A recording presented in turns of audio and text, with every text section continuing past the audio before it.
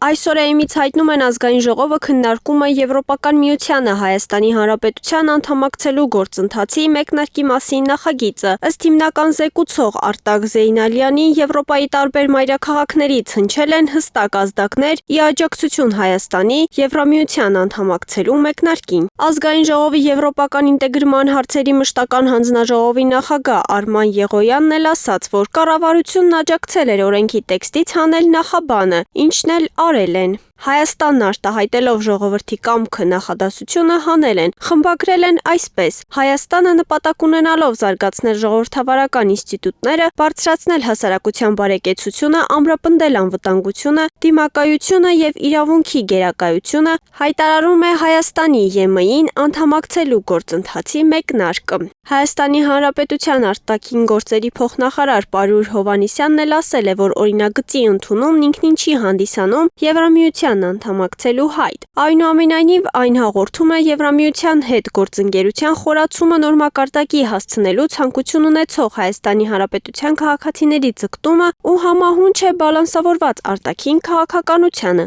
ընդգծել է նա։